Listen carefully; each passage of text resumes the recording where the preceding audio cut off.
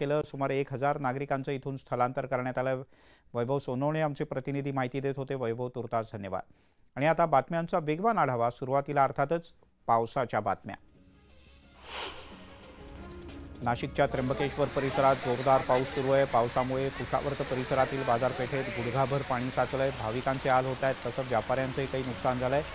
श्रावण महिन्याच्या निमित्तानं त्र्यंबकेश्वरमध्ये भाविकांची मोठी गर्दी पाहायला मिळते, पण पावसामुळे भाविकांना अडचणींचा सामना करावा लागतो। नाशिकच्या देवळालीमधले आमदार सरोज आहेर यांना दशक्रिया विधीसाठी पावसाच्या पाण्यातून वाट काढत जावं लागलं। ट्रॅक्टरच्या सहाय्यानं त्यांनी नाल्यावरचा पूल ओलांडला। दुसरीकडे पर्यायी रस्ता असतानाही आमदारांनी स्टंटबाजी करण्यासाठी व्हिडिओ बनवल्याचा आरोप विरोधकांनी केलाय। नाशिकमध्ये पावसाचा जोर वाढला असून गंगापूर धरणाच्या पाणी पातळीत वाढ झाली आहे। गंगापूर धरणातून 6000 क्युसेक्स या वेगानं पाण्याचा विसर्ग सुरू आहे। त्यामुळे नदीकाठच्या नागरिकांना खबरदारीच्या सूचना देण्यात आल्या आहेत। नाशिक जिल्ह्यातील सुरगणा, कळवण आणि दिंडोरी परिसरात सुरू असलेल्या मुसळधार पावसामुळे पार, तान, मान आणि अंबिका या नद्यांना पूर आलाय। त्यामुळे कळवणच्या चकनापूर धरणातून आणि दिंडोरीच्या पालखेड तसंच पुणेगाव धरणातून मोठ्या प्रमाणात पाण्याचा विसर्ग सुरू आहे। नाशिकच्या नांदूर मध्यमेश्वर धरणातून 45,000 क्युसेक्स वेगानं पाण्याचा विसर्ग सुरू करण्यात आला आहे। पाण्याचा विसर्ग सुरू असतानाच काही हुल्लडबाज तरुण मात्र पाण्याच्या प्रवाहाचे फोटो काढतायत किंवा इथे जवळ जात आहेत। त्यामुळे जीव धोक्यात घालून हुल्लडबाजी करणाऱ्या तरुणांवर पोलिसांनी कारवाई करावी अशी मागणी स्थानिक नागरिकांची आहे। रायगड जिल्ह्याला मुसळधार पावसानं झोडपलं। या पावसामुळे रस्ते आणि पूल पाण्याखाली गेलेत। पाताळगंगा नदीनं इशारा पातळी गाठली आहे, तर काळ नदीनं धोक्याची पातळी ओलांडली आहे। पुढील काही तासात पावसाचा जोर आणखीन वाढण्याची शक्यता असल्यानं प्रशासन अलर्ट मोडवर आहे। नदीकाठच्या रहिवाशांना सतर्कतेचा इशारा देण्यात आला आहे। इकडे पालघर जिल्ह्यातील नद्यांच्या पाणी पातळीत मोठी वाढ झाली। यामुळे सूर्या, तानसा, पिंजाळ आणि वैतरणा नदीकाठावरील 100 गावांना सतर्कतेचा इशारा देण्यात आला आहे। पुण्यातील वरसगाव धरण ओव्हरफ्लो झालं असून धरणातून मोठ्या प्रमाणात पाण्याचा विसर्ग करण्यात येतोय। नदीकाठच्या गावांना सतर्कतेचा इशारा देण्यात आला आहे। मावळमध्ये पडत असलेल्या संततधार पावसामुळे पवना आणि इंद्रायणी नदी दुथडी भरून वाहू लागले आहेत। इंद्रायणी नदीला पूर आल्यानं घाटावर असलेलं कुंडलिका मंदिर पाण्याखाली गेलंय। मुख्य मंदिराच्या पायऱ्यांवर पाणी आल्यानं कोणीही नदीपात्रात उतरू नये असं आवाहन प्रशासनाच्या वतीनं करण्यात आलंय। पुणे जिल्ह्यातील खेड, आंबेगाव, जुन्नर आणि शिरूर तालुक्यातील मुसळधार पावसामुळे नदी नाले दुथडी भरून वाहत आहेत। यामुळे तालुक्यातील गावांचा संपर्क तुटलाय। रस्त्यावर पाणी आलं असून राजगुरुनगर जवळच्या खरपुडी इथे भीमा नदी पुलावरून पाणी वाहत आहे आणि नागरिकांचा जीवघेणा प्रवास या पद्धतीनं सुरू आहे, जे अत्यंत दुर्दैवी आहे। लोणावळा परिसरात बरसणाऱ्या मुसळधार पावसामुळे सखल भागात पाणी साचलंय। अनेक रस्ते जलमय झाले आहेत। नांगरगाव, बापदेव रोड आणि नारायणी धाम या मंदिरासमोरचा रस्ता पाण्याखाली गेलाय, तर पांगारे वस्तीमध्ये पाणी शिरलंय। नागरिकांची तारांबळ उडाली आहे, तसंच वाहन चालकांना या पाण्यातूनच प्रवास करत मोठी कसरत करावी लागते। मावळमधील तिकोना गडावरील श्रीरामाची गादी इथे भूस्खलन झाल्याचं समोर आलंय। गडाच्या पायथ्यांची मोठ्या प्रमाणात माती आणि दगडगोट्यांचा खच पडलाय। त्यामुळे पायथ्याजवळ पर्यटकांना जाऊ नये अशा प्रकारच्या सूचना देण्यात आल्या आहेत। गडावर जाण्यासाठी पर्यटकांना पूर्णतः बंदी घालण्यात आली आहे। कळवण तालुक्यातील चणकापूर धरण पाणलोट क्षेत्रात पावसाची संततधार सुरू आहे। चकणापूर धरण हे 70% क्षमतेनं भरलंय। धरण परिक्षेत्रातील शेतांमध्ये पाणी साचलंय, त्यामुळे पिकं पाण्याखाली गेली आहेत। दरम्यान या धरणातून गिरणा नदीपात्रात 10,500 क्युसेक्स या वेगानं पाण्याचा विसर्ग सुरू झालाय।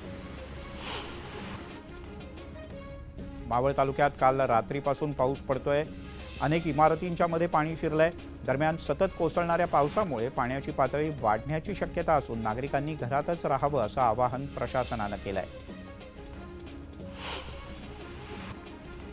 लोणावळ्यामध्ये पावसाचं प्रमाण वाढलंय। भुशी धरणानं धोक्याची पातळी ओलांडली आहे। त्यामुळे भुशी धरणाच्या सांडव्यावरून पावसाचं पाणी अतिशय वेगानं वाहत आहे। लोणावळा पोलिसांनी सुरक्षेसाठी पर्यटकांना भुशी धरणावर जाण्यासाठी पूर्णतः मज्जाव केलाय। पिंपरी चिंचवडमध्ये पावसाचा जोर वाढल्यानं शहरातील उपनगरात पाणी साचायला सुरुवात झाली। नागरिकांनी गरज असेल तरच घराबाहेर पडावं असं आवाहन पिंपरी चिंचवड महापालिकेच्या वतीनं करण्यात आलंय। तर नागरिकांच्या सुरक्षेसाठी शहरात आर्मी आणि एनडीआरएफची पथकं तैनात करण्यात आली आहेत। लोणावळ्यातील कार्ला गडावर पावसाच्या पाण्यानं हाहाकार उडालाय। गडाच्या पायथ्याशी कमरेपर्यंत पाणी साचलं। एकविरा आईचं दर्शन घेऊन भाविक याच पायवाटेनं परत येत होते। इथे अनेक नैसर्गिक धबधबे पाहायला मिळाले, तर काही भागात गुडघाभर पाणी साचल्याचंही पाहायला मिळालं। पिंपरी चिंचवड शहरात पावसाचा जोर वाढतोय। नदी नाले दुथडी भरून वाहत आहेत, त्यामुळे पूरपरिस्थितीचा धोका लक्षात घेता शहरातील नदीकाठच्या सुमारे 1000 नागरिकांना सुरक्षित ठिकाणी हलवण्यात आलं आहे। पुणे शहरामध्ये पुन्हा पूरपरिस्थितीची शक्यता निर्माण झाली आहे, त्यामुळे पुणे जिल्ह्यातील ब्ल्यू लाईन म्हणजे धोकादायक पूररेषेच्या आतील नागरिकांना सुरक्षित स्थळी हलवण्याचे आदेश मुख्यमंत्री एकनाथ शिंदे यांनी दिले आहेत। पुण्यातील खडकवासला धरण साखळी क्षेत्रामध्ये मुसळधार पाऊस पडत असल्यानं धरणं भरू लागलेत। धरण साखळी क्षेत्रामध्ये पाऊस पडत असल्यानं धरणातून विसर्ग करण्याच्या सूचना उपमुख्यमंत्री अजित पवार यांनी दिल्या आहेत। धरण 65% रिकामं ठेवावं अशी सध्याची परिस्थिती आहे। आणखीन पाणी जर का वाढलं तर मात्र धरणातून विसर्ग वाढवावा लागेल। मनसे अध्यक्ष राज ठाकरे यांनी पुण्यातल्या एकतानगरमधल्या नागरिकांशी संवाद साधला। तसंच त्यांनी मुख्यमंत्र्यांशी पुनर्विकासाबद्दल सुद्धा चर्चा केल्याची माहिती स्वतः इथल्या नागरिकांना दिली। पुणे वेधशाळेनं घाटमाथ्यावर पावसाचा रेड अलर्ट दिलाय। सह्याद्री पर्वतरांगांच्या मध्ये सुरू असलेल्या मुसळधार पावसामुळे मावळच्या काही भागात पूरजन्य परिस्थिती निर्माण झाली। टाटा धरण पाणलोट क्षेत्रात सुद्धा पावसाचा जोर वाढल्यानं धरणाचं पाणी शेतात शिरू लागलंय, त्यामुळे भातशेती पाण्याखाली आहे। घाटमाथ्यावर पावसाचा जोर वाढल्यानं पिंपरी चिंचवड शहरातून वाहणाऱ्या पवना नदीच्या पाणी पातळीत मोठ्या प्रमाणात वाढ झाली आहे। तर दुसरीकडे पिंपरी चिंचवडकरांचं श्रद्धास्थान असलेल्या मोरया गोसावी मंदिर परिसरात सुद्धा मोठ्या प्रमाणात पाणी साचलंय। मुख्य संजीवन समाधी मंदिर सुद्धा पाण्याखाली आहे। पुण्यात गेल्या 2 दिवसांपासून पाऊस सुरू आहे। दरम्यान कोकडी प्रकल्पातील सगळ्यात मोठं 13.5 टीएमसी क्षमता असलेलं डिंभे धरण पूर्ण क्षमतेनं भरलं। या धरणातून 7000 क्युसेक्स वेगानं घोड नदी पात्रात पाण्याचा विसर्ग सुरू झाला आहे।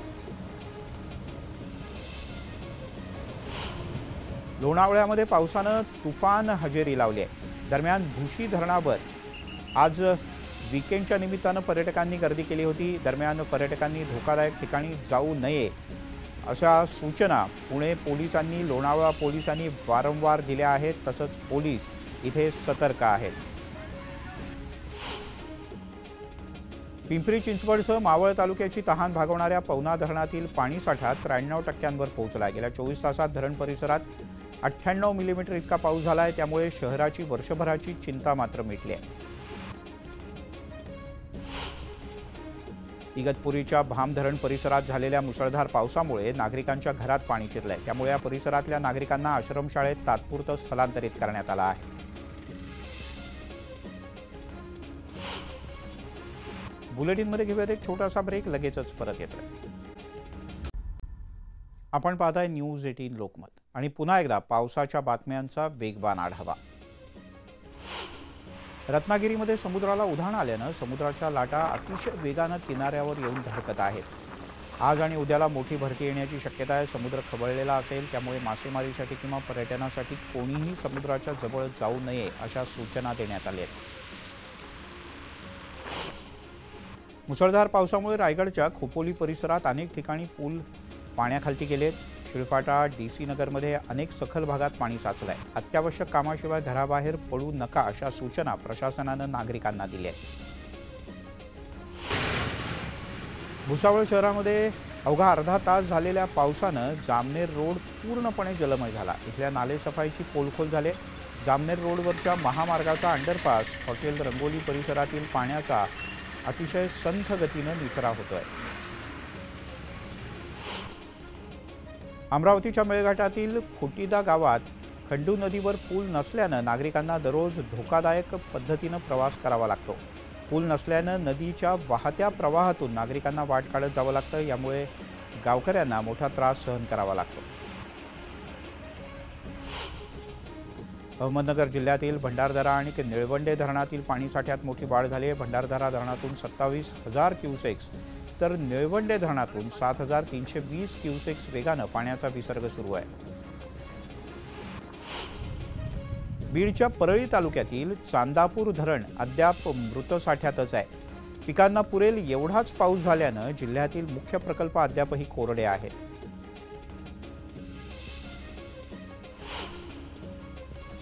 यासोबतच या बुलेटिनमध्ये इथेच थांबूया। ताज्या बातम्यांचा ओघ न्यूज 18 लोकमतवर सुरूच राहील।